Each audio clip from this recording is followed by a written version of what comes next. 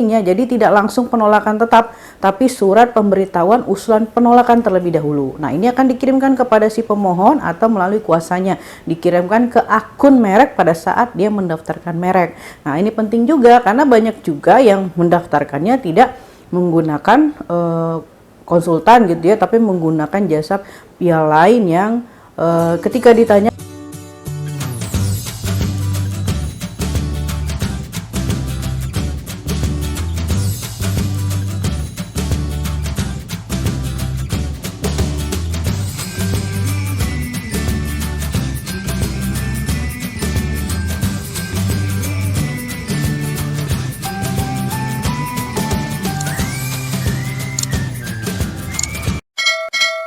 Assalamualaikum warahmatullahi wabarakatuh. Ketemu lagi dengan Rensmart, konsultan Haki terdaftar resmi di DJKI. Kami berkantor di Jakarta Selatan dan memiliki kantor cabang di Kota Padang. Baik, kali ini kita akan membahas pertanyaan dari YouTube channel Rensmart Co.id ya. Pertanyaannya begini, merek saya ditolak dikarenakan tidak sesuai dengan nama, merek, serta logo. Cara mengajukan banding via tertulis bagaimana dan cara kirimnya di mana? Mohon dijawab. Nah, ini pengirimnya dari kumpulan alur cerita ya. Dia menanyakan ke YouTube Rensmart Co.id. Baik, kita akan menjawabnya.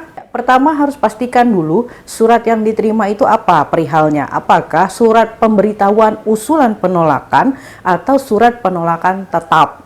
Ya, karena ini akan berbeda nanti upaya hukum yang bisa kita lakukan terhadap dua surat ini ya. Jadi proses pendaftaran merek itu ada beberapa tahap pemeriksaan ya. Jadi ketika di tahap pemeriksaan substantif ya, tahap substantif itu adalah tahap pemeriksaan permohonan merek yang kita mohonkan apakah ya disetujui untuk didaftar atau tidak. Nah, dari mana taunya? Dilihat dari Pasal 20 dan Pasal 21. Jadi si pemeriksa merek akan melakukan pengecekan merek kita dan menganalisanya berdasarkan Pasal 20 atau Pasal 21 Undang-Undang Merek ya, nomor 20 tahun 2016.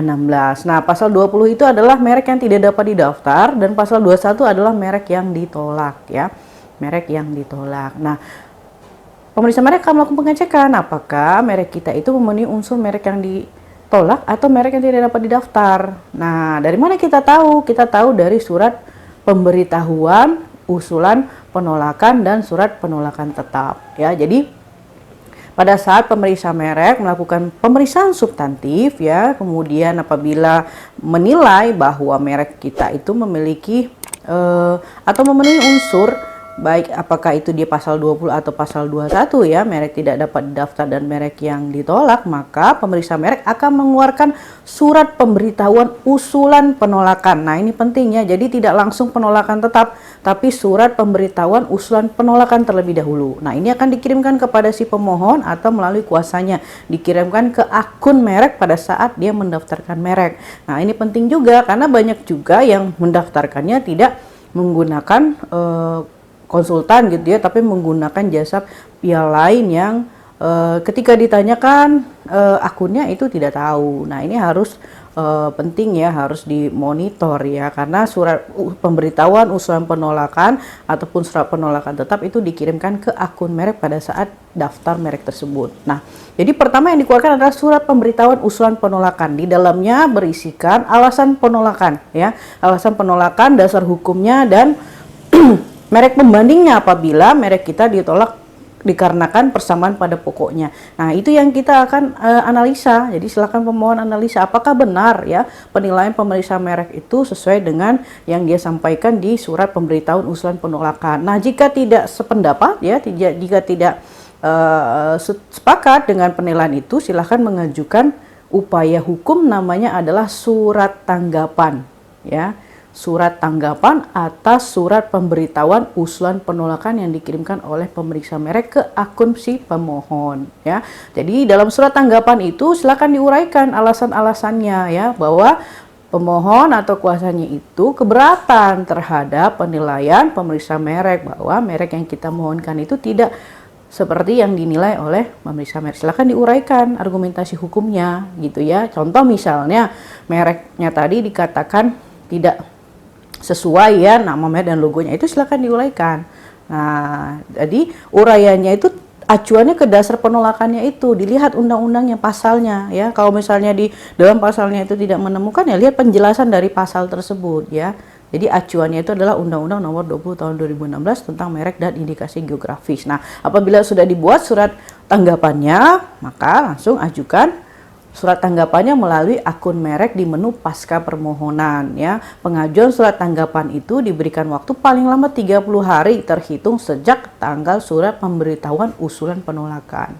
Gitu ya. Nah, kalau misalnya saya daftar tapi saya nggak monitor, tiba-tiba begitu saya ingat, saya cek ternyata statusnya sudah ditolak ya, surat usulan pemberitahuannya saya tidak ada terima gitu ya. Tiba-tiba saya cek di status pangkalan data kekayaan intelektual ditolak. Itu bagaimana? Nah, apabila surat pemberitahuan usulan penolakan itu tidak kita ambil upaya pengajuan tanggapan, maka setelah lewat batas waktu pengajuan tanggapan, DJKI akan mengeluarkan surat penolakan tetap ya, atau definitif ditolak. Nah, itu juga sama dikirimkan ke akun si pemohon ya, atau yang akun kuasanya kalau menggunakan kuasa konsultan HKI. Nah, dalam surat penolakan tetap itu disebutkan alasannya ya. Jadi kalau misalnya kita mengajukan tanggapan, maka tanggapannya nanti disebutkan bahwa tanggapan saudara tertanggal ini, nomor dokumen ini ya, tanggalnya ini tidak diterima oleh pemeriksa. Nah, karena tidak diterima, alasan penolakannya si pemeriksa merek bertetap dengan alasannya bahwa ini ditolak ya. Nah, dengan apa gitu ya? Kalau misalnya dengan yang sesuai dengan alasan yang usulan penolakan, ya akan disebutkan kembali di situ, begitu ya. Nah, terhadap surat penolakan tetap, apa yang dapat dilakukan? Berdasarkan Undang-Undang Nomor 20 Tahun 2016 tentang merek dan indikasi geografis, pemohon atau kuasanya silakan mengajukan banding ke Komisi Banding Merek. Ya, jadi banding itu diajukan terhadap surat pemberitahuan penolakan tetap. Ya, jadi banyak juga yang keliru, Bu. Saya dapat surat tolak nih, ditolak merek saya mau ngajukan banding gitu ya. Nah, pasti kita akan tanya, suratnya mana?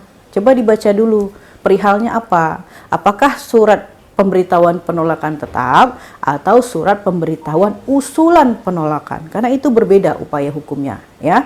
Nah, ini saya ulangi kembali ya. Jadi, pertama akan dikeluarkan surat pemberitahuan usulan penolakan tetap. Surat pemberitahuan usulan penolakan ya. Nah, terhadap surat pemberitahuan surat usulan penolakan, silakan pemohon mengajukan tanggapan paling lama 30 hari terhitung sejak tanggal surat pemberitahuan usulan penolakan. Apabila tidak mengajukan, maka DJKI akan mengeluarkan surat penolakan tetap ya, definitif ditolak. Nah, terhadap surat penolakan tetap, silakan pemohon mengajukan banding ke Komisi Banding Merek ya. Bagaimana prosedurnya? Ajukan banding itu paling lama 90 hari kerja terhitung sejak tanggal surat pemberitahuan penolakan tetap. Jadi bikin surat permohonan bandingnya ya, alasannya, dasarnya apa ya, uraian alasan-alasannya, bukti-buktinya kalau ada bukti pendukungnya. Nah, kemudian dilampirkan dengan surat penolakan tetap, silakan diakses di menu pasca permohonan ya, pilih nanti pengajuan banding merek. Nah, sebelum mengajukan di pasca, silahkan lakukan pembayaran dulu terhadap PNBP pengajuan permohonan banding merek ya. Caranya bagaimana? Silahkan dibuka di Simpaki ya, Simpaki. Nanti klik aja di Google itu Simpaki, nanti keluar. Silahkan dipilih nanti merek dan indikasi geografis, pilih permohonan banding merek ya, permohonan banding merek. Kemudian masukkan nomor permohonannya ya, yang mau diajukan bandingnya, kemudian masukkan nama dan alamat, nanti akan muncul itu biaya ya, nomor telepon dan alamat email, kemudian nanti di akhir itu ada muncul biayanya. Jadi permohonan banding merek itu biaya PNBP-nya 3 juta per permohonan ya, 3 juta per permohonan. Nah, nanti kalau udah oke akan muncul tampilan KOBIL ya, kode billing, singkatannya kode billing.